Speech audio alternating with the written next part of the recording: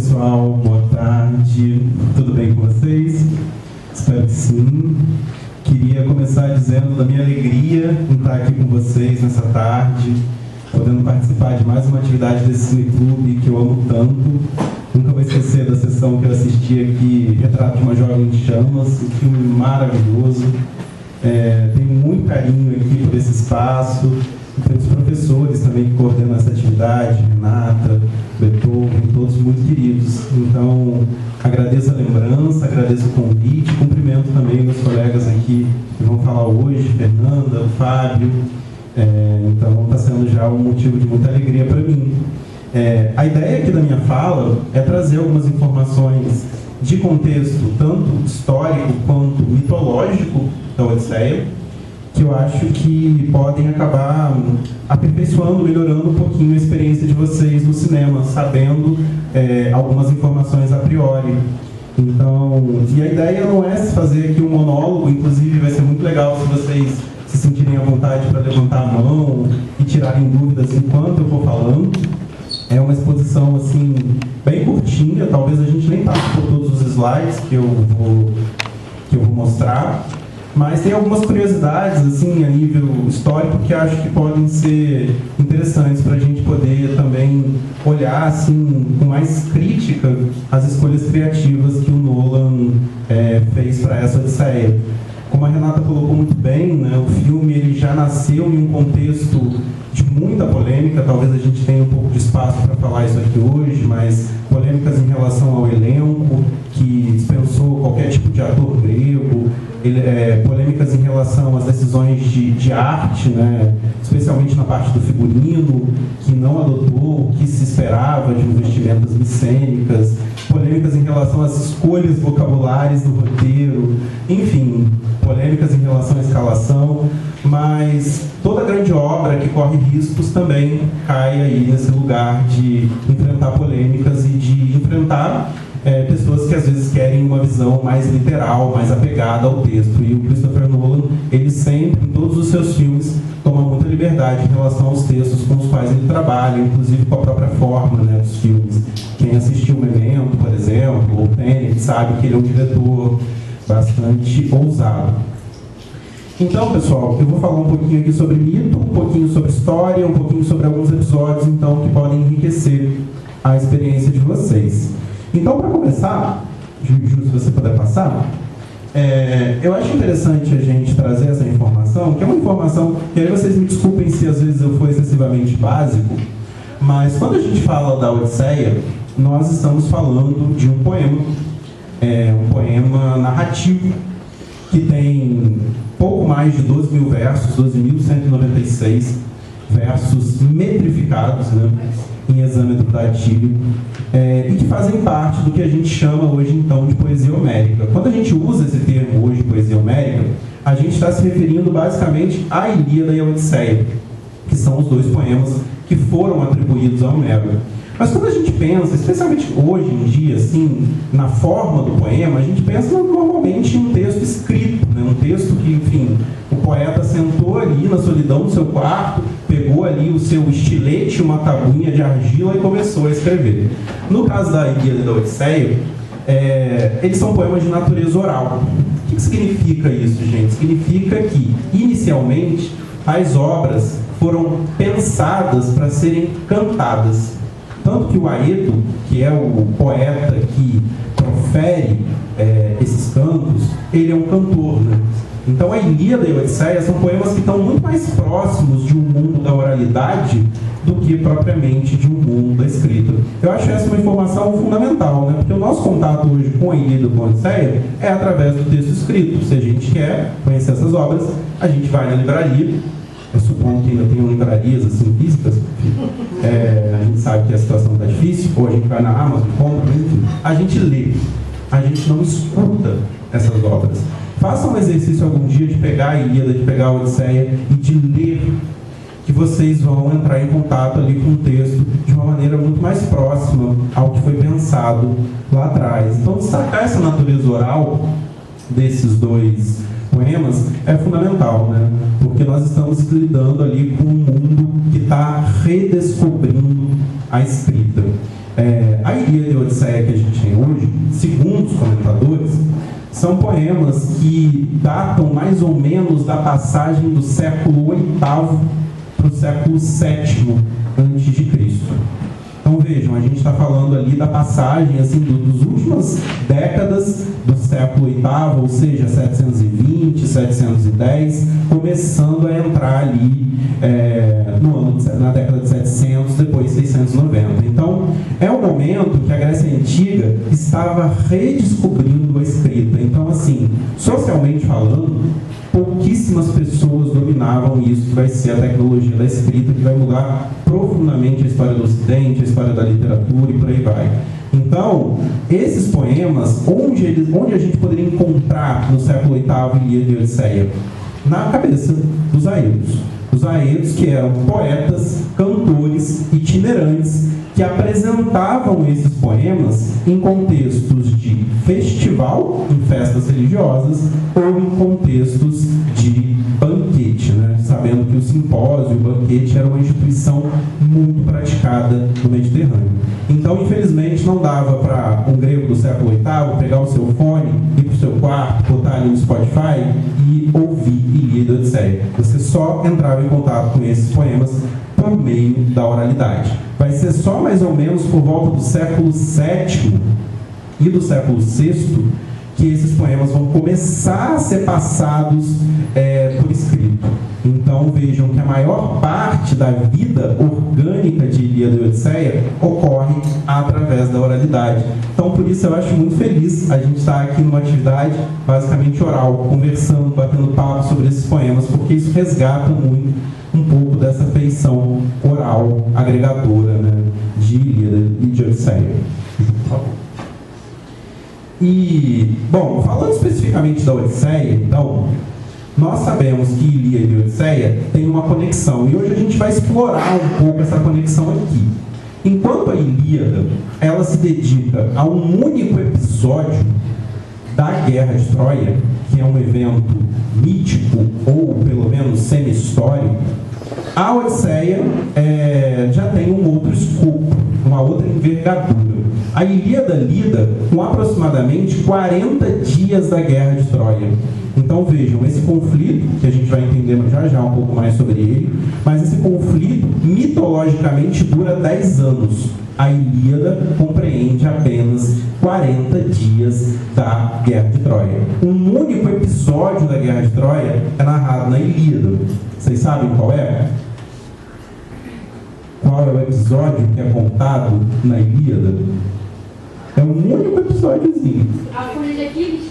Muito bem. A fúria, a cólera, a ira de Aquiles. A Ilíada começa no momento em que se desentendem dois dos maiores reis gregos, Aquiles e Agamemnon.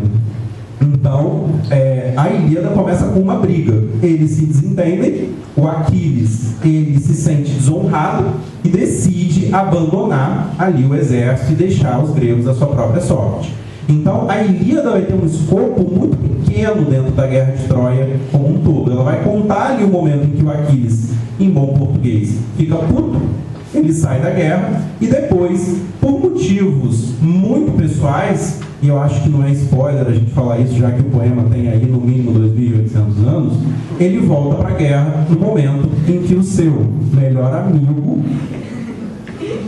vamos aqui ser conservadores nesse momento, o seu melhor amigo morre, né? Patroclo, no canto 16. Esse vai ser o momento em que o Aquiles vai tomar a decisão de voltar à guerra. Não por qualquer tipo de dívida com Agamemnon, mas simplesmente para se vingar do assassino do seu amigo, né? Do seu amigo Patroclo.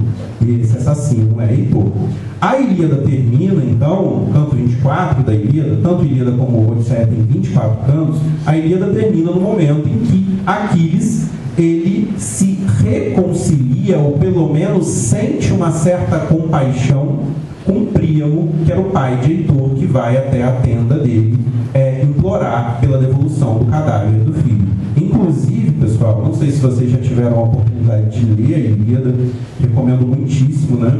Sem querer puxar assim a brasa para a sardinha, né? Sou homerista, mas acho que vale a pena. É uma das obras assim, life-changing que a gente pode encontrar aí, temos uma das frases mais poderosas ditas por Príamo no momento em que ele implora a Aquiles a devolução do cadáver do seu filho. Ele diz o seguinte, assim, aí eu estou citando aqui de cabeça, mas vale a pena conferir no original. Ele vai dizer o seguinte, ali, ele ajoelhado com as mãos de Aquiles na sua frente, né, o herói, o guerreiro que matou o seu filho mais querido. Ele vai dizer o seguinte: eu sou o mais miserável dos homens, pois eu beijei as mãos daquele que assassinou o meu filho. Ele vai dizer algo parecido. Então ele vai implorar ali pela devolução do cadáver de Heitor, e ele ali, Aquiles, naquele momento, diante de Príamo, diante daquele pai lacerado por essa dor assim insuportável, ele vai se lembrar do seu próprio pai, Peleu, já velho em casa, e ele vai sentir compaixão. No momento em que Aquiles sente compaixão daquele suplicante, ele vai então decidir entregar o cadáver, e aí então a Ilíada vai se encerrar com os funerais de Heitor, né? O último verso da Ilíada é exatamente esse: e assim foi o funeral de Heitor, domador de cavalos, né? Então a Ilíada, vejam só, ela conta um pequeno episódio ali da Guerra de Troia, que é a chamada cólera ou fúria ou ira de Aquiles. A Odisseia, então, ela acontece muito depois desse episódio que a gente está discutindo aqui, né? Vocês verão que haviam pelo menos outros poemas que completariam a narrativa iniciada na Ilíada, né? Tanto Ilíada como Odisseia, a gente vai ver já que eu trouxe um slide para vocês com isso, fazem parte daquilo que a gente chama de ciclo épico.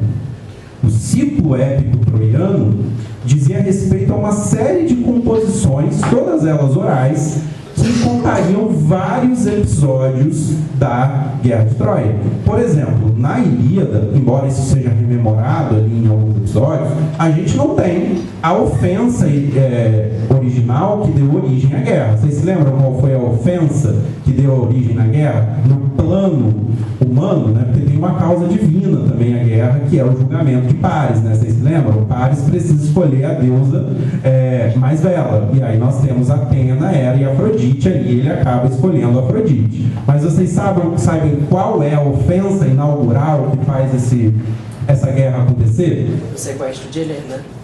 Helena é seduzida e segundo, né, aí há toda uma discussão também a respeito disso, né, mas ela acaba indo junto com Paris para Troia, né? Então os gregos acabam aí se ficando desonrados por causa desse rapto, né, chamado de rapto assim nos estudos literários, embora seja um termo também polêmico, e esse rapto vai fazer com que os gregos decidam se vingar enviando 1000 navios para Troia. Mas esse episódio, por exemplo, dessa ofensa inaugural, do julgamento de Paris, nada disso é contado na Ilíada, né? Isso é apenas referido ali em alguns momentos. Haveria um poema específico que contaria essa história, né? Esse poema se chama Cípria, né? A gente vai conhecer já esse ciclo épico.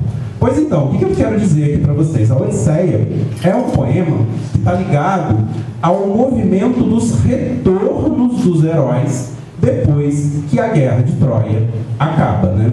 Então vejam, a Odisseia, ela não tem assim a preocupação de contar a última noite de Troia, o episódio do cavalo, o episódio da morte de Aquiles. Aquiles não morre na Ilíada. Todos esses episódios aqui que fazem parte do conflito da Guerra de Troia seriam contados em outros poemas, né? Então esses poemas a gente vai conhecer rapidamente quando eu mostrar aqui para vocês. Mas então, falando especificamente da Odisseia, vejam só. Nós temos o famoso resumo que o Aristóteles faz do poema lá na Poética, e o Aristóteles diz o seguinte, então, aqui na tradução do Rafael Brunhara: um homem está há muitos anos longe de casa, sozinho e sob a vigilância cerrada de Poseidon. Enquanto isso, em sua casa, as coisas chegaram a tal ponto que seus bens são dilapidados pelos pretendentes, que também prepararam uma emboscada para seu filho. Contudo, depois de passar por tormentas, ele chega em casa e dá-se a reconhecer a algumas pessoas e ataca. Ele se salva e destrói os inimigos. Então vejam, Na Odisseia, nós não temos nenhuma preocupação em contar os eventos finais da Guerra de Troia. E como a gente viu pelos trailers, isso vai ser uma preocupação do Christopher Nolan, né? Nós teremos ali esse episódio que é chamado de Saque de Troia ou A Última Noite de Troia. Isso será contado, será uma novidade. A Última Noite de Troia, ela é mencionada em 2 momentos da Odisseia, mas que são momentos assim em que há simplesmente um flashback, assim que o personagem fala. Então fala para mim da Última Noite de Troia, e vai haver ali alguns versos a respeito disso, mas não, aquilo não está acontecendo ali durante o espaço diegético da história, né? Pode passar, Ju, por favor. E uma coisa, pessoal, assim, que também é um grande ponto de polêmica nos estudos clássicos e, consequentemente, nos estudos sobre Homero, é que nós, ainda hoje, não temos certeza se existiu um poeta, de fato, chamado Homero.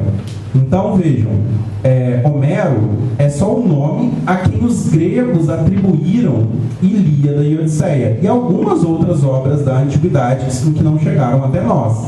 Mas vejam, hoje nós não temos certeza que houve um poeta, um homem chamado Homero. Nós atribuímos a Ilíada e a Odisseia a Homero simplesmente por uma questão de tradição. Mas os gregos, né, tinham certeza absoluta que no passado deles houve um poeta chamado Homero. Nós, hoje em dia, não temos essa segurança, nós, inclusive, não temos nem certeza se, de fato, a Ilíada e a Odisseia foram compostas por um único sujeito, né, um autor histórico. E aí, enfim, há todo um anacronismo nessa questão, mas nós não temos, então, certeza disso. Ju, pode passar, por favor. Então, existe uma grande querela acadêmica que remonta lá ao século XVII, que se chama questão homérica. A questão homérica é um grande debate que há entre os estudiosos a respeito tanto da biografia de Homero, sobre a qual não há certeza, como em relação às próprias características dos 2 poemas. Será que a Ilíada e a Odisseia, que chegou até nós, foram compostas de fato por uma única pessoa, ou ela passou por um processo ali de intervenções ao longo de toda a história que resultou no poema que a gente tem hoje? Os estudiosos tendem a dar mais crédito para a segunda possibilidade, ou seja, que houve ali um trabalho mais ou menos coletivo em cima desses poemas, com várias gerações de aedos. O que eu estou querendo dizer com um trabalho coletivo, pessoal? Assim, Homero, né, se existiu, se esse Aedo de fato compôs esses poemas, ele não chegou um belo dia assim, pegou ali, né, a cítara ou, enfim, a lira e falou: nossa, gente, estou aqui com uma ideia, conheço esse Aquiles, as histórias dele estão circulando por aí, vou compor um poema. Não é assim que a coisa funciona, né? A gente está lidando com uma poesia tradicional. E essa poesia tradicional significa que ela é cantada e recantada, performada e performada ao longo de vários séculos. Ninguém faz um poema monumental como a Ilíada, que tem 15.800 versos, e a Odisseia, que tem 2.200 quase, simplesmente sentando, pensando e cantando. Você vai aproveitando uma série de cantos que já existiam há muito tempo. O fato é que, seja como for, tanto Ilíada como Odisseia rememoram um evento que teria acontecido no passado grego e que faz sentido a gente se perguntar, né, por que existem tantos campos e tantas histórias que mencionam esse tal episódio chamado de Guerra de Troia.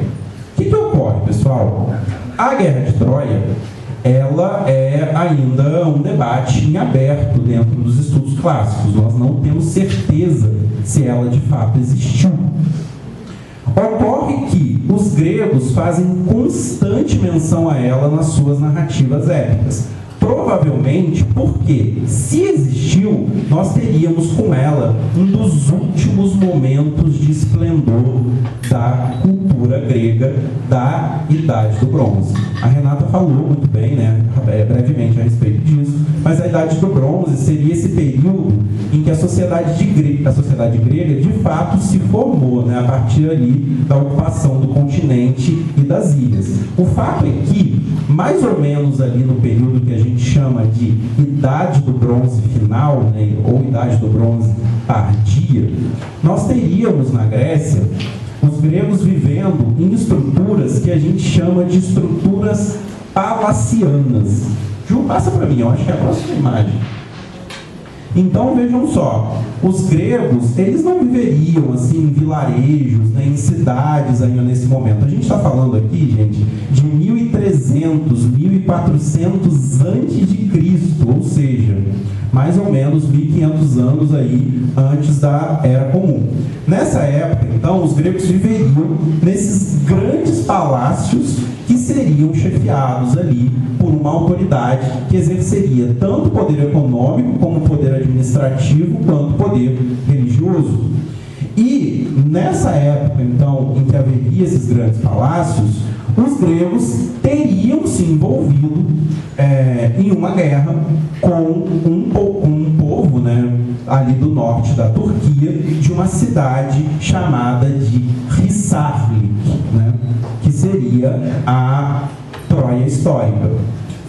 A Troia histórica, Hisarlik, foi escavada, né, desde mais ou menos 1870 em diante, e foram encontrados ali sedimentos de várias e várias cidades que existiram naquele lugar.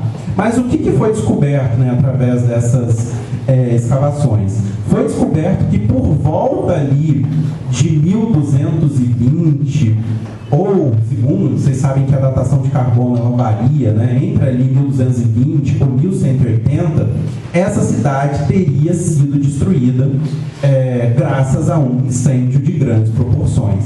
Então, assim, os estudiosos, eles tendem a acreditar, né, tendem a levantar essa hipótese que essa Troia, que nós chamamos hoje em termos arqueológicos de Troia 7A, ou Hisarlik 7A, teria sido a Troia histórica, que teria sido queimada nessa suposta guerra que os gregos travaram ali com essa cidade do norte da Turquia.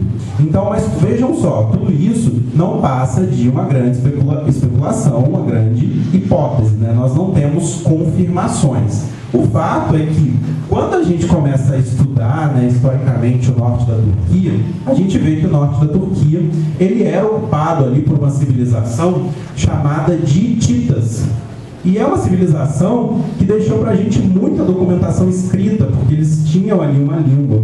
E, de fato, parece apontar, né, através ali dos documentos hititas, que por volta ali do fim do Império houve de fato uma guerra de grandes proporções ali com gregos. Então, assim, tudo isso leva a crer que houve de fato um conflito, mas vejam, a gente não consegue dizer que este conflito que deu fim ali à cidade de Hisarlik é de fato o conflito que a gente chama da Guerra de Troia. Fato é que, pessoal, passado esse momento histórico que os gregos teriam supostamente vencido ali Hisarlik, essa estrutura palaciana que a gente está vendo aqui, bastante esplendorosa, ela entra em franca decadência. Todos os palácios gregos acabam chegando ao fim. Nós teríamos ali grandes estruturas palacianas em Pilos, em Tirinto e em Micenas, né? E os três palácios acabam chegando ao fim. Curiosamente ou não, vejam só, Pilos. Quem que é um herói famoso de Pilos? Nestor. Micenas. Quem que é um herói famoso de Micenas? Agamenon. E Tirinto. Quem seria um herói famoso de Tirinto? O Diomedes. Curiosamente ou não, os grandes palácios ficavam em regiões de reis que são personagens da Ilíada, alguns da Odisseia também. Então vejam que pode haver aí uma conexão. Pode passar, Ju, por favor. Só um momentinho, volta um pouquinho. Vejam que interessante, pessoal. Aqui nós temos uma planta, assim, que eu acho interessante conhecer, porque existem esses vestígios disponíveis para a gente, né? Então, ver a materialidade, né, que muitas vezes essas histórias podem ter é interessante. Vejam só, aqui nós temos a planta do Palácio de Pilos, né, que seria o Palácio de Nestor. Existe ali, por exemplo, as ruínas e tal, então vejam que é uma estrutura monumental. Então vejam só que aqui no ponto 1 é por onde a gente entraria nesse palácio. E a sala do rei é essas 6 aqui, vejam só, que a gente chama de Megaron. Então vejam que a estrutura básica de um palácio, né, desse palácio, desse mundo que é evocado nos poemas homéricos, é assim: nós temos aqui uma vida comunal em torno de uma lareira e temos aqui do lado o trono, né, onde ficava posicionado o rei. Então vejam que interessante que o caminho que o viajante, né, o hóspede faria seria passar por uma série de salas em direção à sala do rei. O que é interessante é que na Odisseia nós encontramos menção a Telêmaco, né, a gente vai falar aqui rapidamente sobre as viagens dele daqui a pouco, mas Telêmaco teria dormido aqui, embaixo do pórtico que é mencionado no poema. E aí, Ju, por favor, se você puder passar. Então vejam, trecho aqui do canto 3, versos 397 e 399. Mas Nestor de Gerênia, o cavaleiro, deitou ali mesmo Telêmaco, o querido filho do divino Odisseu, numa cama encordoada sob o pórtico retumbante. Então, quando a gente cruza assim, as informações que a arqueologia tem disponível hoje com as informações do texto, a gente consegue imaginar muito facilmente o Telêmaco ali dormindo embaixo do pórtico, sendo recebido no palácio de Nestor. Então vejam, mas tudo isso, pessoal, são exercícios de especulação, de imaginação. O texto não confirma a cultura material, né? A cultura material confirma o texto. O fato é que o palácio de Nestor é mencionado na Odisseia e nós temos essas ruínas hoje que demonstram que havia ali uma estrutura muito fausta, muito impressionante. Ju, por favor. Então aí é uma reconstrução em 3D, vejam só, do Megaron, que seria essa sala de banquetes, é a sala onde o rei atenderia. E isso, vejam só, é uma questão interessante, porque sempre toda a vida social acontece ao redor aqui da fogueira, né? Aqui é uma visão de trás, né? A entrada ficaria lá na frente, aqui é uma visão, então, de trás do Megaron. O Megaron que seria essa sala que vocês estão vendo aqui na reconstrução em 3D. E é interessante, depois que a gente for ver o filme, né, a gente vê se o Nolan usou algum tipo de referência desses palácios na reconstituição ali de Ítaca. Porque o palácio de Ítaca, se existiu, provavelmente seguiria ali uma tipologia parecida. Não sei se vocês já viram um filme da Odisseia que saiu recentemente, né, em 2024, o Ralph Fiennes, dirigido pelo Roberto Pasolini, vocês viram? Chamado O Retorno. Sim, eu vi. Viu? Lá é interessante porque nós temos um Megaron ipsis literis, cuja inspiração vem diretamente aqui das plantas dos palácios que a gente tem hoje, né? Pelo que eu pude ver pelo trailer, o Nolan já toma muitas liberdades ali, criando colunas que não existem, né? Enfim, mas tudo isso para dizer, né, que é interessante a gente ver como é que se dá esse movimento, essa decisão artística de reconstituir esses espaços. Ju, por favor. Então, pessoal, vejam só. Eu falei para vocês, né, que existiram vários outros poemas que procuravam, então, dar conta das histórias relativas à Guerra de Troia. A Guerra de Troia, então, teria sido um momento, né, um episódio, se existiu, seria um dos últimos momentos ali de esplendor da cultura grega antes do colapso do sistema palaciano. E os gregos, e essa é uma informação que a gente tem hoje, os gregos compuseram vários poemas a respeito, então, da Guerra de Troia. Todos esses nomes que estão diante de vocês aí são nomes de poemas que teriam sido escritos e que sobreviveram através de quê? De fragmentos e de resumos. Então, apenas Ilíada e Odisseia chegaram até nós integralmente, né? Quase integralmente. Tem ali alguns versos que vivem questões aí de transmissão textual que não chegaram, mas chegaram ali com seus quase 16 mil versos da Ilíada e 12.200 versos da Odisseia. Mas a Cípria, a Etiópia, a pequena Ilíada, o Sape de Troia, os Nóstoi e a Telegonia não chegaram até nós. Nós só temos conhecimento desses poemas graças aos resumos e aos fragmentos que sobreviveram. E vejam só, então havia ali toda uma sequência de composições. Eu gosto muito de comparar assim, a Guerra de Troia com uma série contemporânea, né? Uma série contemporânea não tem várias temporadas? Então a gente pode imaginar a Guerra de Troia como um grande seriado em que a primeira temporada seria a Cípria. O que seria contado na Cípria, né? Um momento em que houve um julgamento de Paris, em que os espartanos receberam ali uma comitiva junto ali de Heitor e de Paris. Paris tem aquele relacionamento com Helena, os dois fogem e os primeiros anos da guerra seriam contados ali na Cípria. Ilíada vocês já sabem, né? A cólera de Aquiles. A Etiópia. Houve um épico chamado Etiópia que contaria a história de um guerreiro africano chamado Memnon, que teria vindo somar forças ali para lutar do lado dos troianos. O Memnon foi o único guerreiro que pisou em Troia que conseguiu tirar uma gota de sangue de Aquiles, né?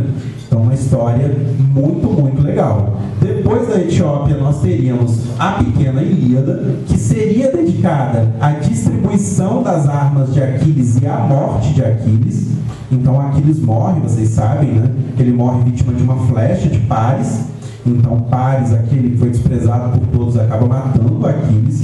Então, na pequena Ilíada, nós teríamos, então, a distribuição das armas e também Odisseu ali tendo a ideia da criação do cavalo, né? Então, vejam que esse episódio específico do cavalo de Troia, ele apareceria, então, na pequena Ilíada pela primeira vez. E o saque de Troia seria o poema dedicado à última noite de Troia, né? O momento em que nós teríamos Troia caindo, né? Graças ao dolo do cavalo, né? E temos uma série de personagens e de eventos que apareceriam ali. Uma das polêmicas, né, que apareceram aí com a divulgação do filme do Nolan foi a respeito do papel do Elliot Page. Vocês viram essa questão? Né, que acharam que o Elliot Page, que foi confirmado e aparece nos trailers, faria o Aquiles, que deu toda assim uma treta.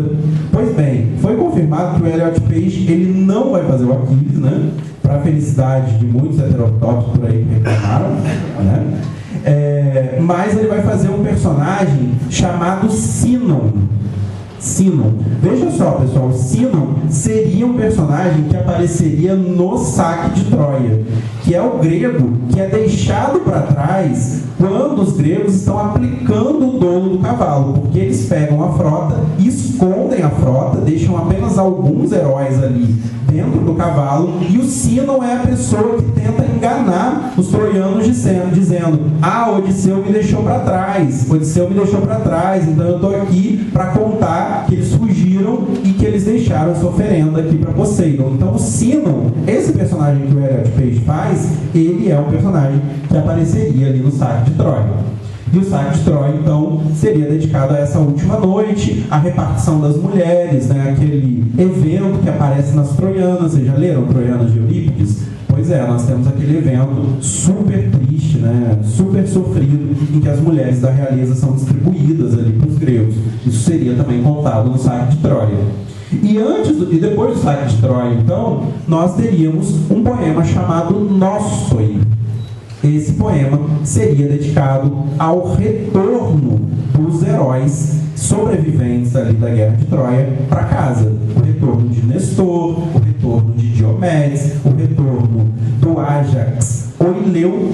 Vocês conhecem o herói Ájax? Tem dois Ájax na Ilíada. O Ájax Telamônio, que é o que é o primo do Aquiles, né? Um dos heróis mais fortes ali, quem leu a Ilíada sabe. E a gente tinha um outro Ájax, gente, menor que o Ájax original, chamado de Ájax Oileu, né? Que ele sim morre durante o Nostoi, né? Então os Nostoi seriam dedicados a cada um dos gregos voltando para casa e cada um deles enfrentando circunstâncias muito adversas. Por exemplo, a gente sabe de um herói grego que voltou para casa e acabou morrendo pelas mãos da própria esposa. Quem? Agamenon. Pois é, teríamos o Nostoi de Agamenon. Teríamos também o Nostoi dedicado a Menelau, né? Vocês sabem que o Menelau ele não consegue voltar para casa. Para onde que ele vai? Para o Egito, né? Ele acaba passando por uma tempestade, vai parar no Egito, vive umas aventuras lá, né? Antes de conseguir retornar. Então, Nostoi seria um poema dedicado a cada um desses retornos. E vejam só depois dos os Nostoi que nós teríamos a Odisseia. Então a Odisseia é como se fosse a primeira, segunda, terceira, quarta, quinta, sexta temporada da Guerra de Troia. Mas vejam, todos esses eventos, eles são de alguma maneira importantes para a Odisseia, porque a Odisseia, quando ela começa, ela parte do pressuposto de que o ouvinte conhece e é familiarizado com todas essas histórias. Isso justifica, em grande medida, a decisão do Nolan de decidir contar a história do saque de Troia, porque o saque de Troia vai amarrar todas essas conexões que são necessárias para alguém entender o conteúdo da Odisseia. Beleza? E por último, telegonia. Vocês já ouviram falar da telegonia? A telegonia contaria a história das aventuras de Odisseu depois que ele retorna para casa. Sim, gente, o Odisseu, depois de retornar, tendo ficado 20 anos longe de casa, e que ele faz? Parte em uma nova aventura. Fica mais alguns anos fora de casa, e quando ele volta, ele é morto. Morto por quem? Por Telégono, seu filho, que teria sido filho da relação que ele teve com Circe. Então, Odisseu morre pelas mãos do próprio irmão, cumprindo uma profecia que existe dentro da Odisseia. A profecia de que ele morreria com uma morte vinda do mar. Se vocês quiserem saber essa história na íntegra, vocês podem ler o livro da Madeline Miller, chamada Circe, que se baseia totalmente nessas fontes, né? Na fonte da telegonia, na relação que o Telêmaco teria com a Circe depois, mas enfim, Ju, por favor. Então, gente, vejam só, o que é esse tal de Nostos que a gente fala tanto, né? Existiu um poema chamado Nostoi, e Nostos, a palavra grega, significa retorno, né? Significa retorno, regresso. E essa palavra está presente na nossa palavra nostalgia, né? Sendo Nostos o retorno, e o Algos, né, que faz parte de nostalgia, dor. Então a nostalgia é a dor do retorno. Então vejam, mais do que simplesmente uma palavra, isso é um verdadeiro tropo da literatura grega. Os gregos adorariam ouvir histórias sobre os retornos dos heróis para casa depois de um grande combate. Por favor. Então, pessoal, a Odisseia, ela é dividida, né, vou terminar minha fala exatamente aqui, né, assim, não nesse slide, mas nessa sequência, ela é dividida em 24 cantos, e cada um desses cantos tem ali um tema, né? Os títulos que eu coloquei aqui para vocês são os títulos que a Emily Wilson deu a cada um desses cantos. Os cantos não têm título, mas a Emily Wilson, como o Haroldo de Campos, decidiu dar um título. Pode passar, Ju, por favor. E vejam que os primeiros 4 cantos são dedicados a Telêmaco, a Ítaca, né? Ao filho de Odisseu, que já é um rapaz com seus 20 anos e que, inspirado e instruído por Atena, decide então começar a pensar em como tirar aqueles 108 jovens que todas as noites ficam ali consumindo os bens do palácio. Imaginem, gente, 108 jovens na casa de vocês todas as noites. É isso que o Telêmaco precisa passar. Na ação da Odisseia, vejam só, ela é dividida então entre a ação em Ítaca, com Telêmaco e Penélope fazendo das tripas coração para conseguir impedir que os pretendentes tomem ali o controle do palácio, e por outro lado, Odisseu se esforçando também para retornar para casa e vivendo vários perigos, né? Então os primeiros 4 cantos são dedicados a isso que nós chamamos de telemaquia. Eu não gosto muito de chamar essa parte da obra de telemaquia, porque isso reforça quase como se aquela obra não fizesse parte da Odisseia, né? Aqui nós temos a história do Telêmaco e depois Odisseu. Eu prefiro usar esse título Ítaca sem Odisseu. Pode passar, por favor. Depois nós teríamos a parte das viagens de Odisseu, ou Odisseu sem Ítaca, né? Que são todas aquelas histórias que a gente conhece, né? Que é a grande vulgata da Odisseia. Então a história começa já no momento em que Odisseu está retido ali na ilha de Calipso, né? E aí, graças a Atena, ele consegue a permissão de ser liberado, e aí ele vai para os Feácios, que vai ser provavelmente essa parte que vai ser subtraída da Odisseia, né? E ali, junto aos Feácios, ele narra em flashback todas as aventuras que ele viveu até aquele momento, né? Então, os Lestrigões, Ciclope, El, Circe, Silicaríbides, tudo isso é narrado no tempo que ele está entre os Feastos. E depois, pessoal, pode passar. A maior parte da Odisseia é dedicada a Odisseu estando em Ítaca, que é a parte que eu prefiro chamar de Odisseu em Ítaca, né? Então nós teremos metade da Odisseia dedicada aos planos dele de vingança, né? Os planos dedicados a reassumir o lugar dele de rei e a se vingar desses 108 jovens pretendentes que dilapidam ali o patrimônio do palácio.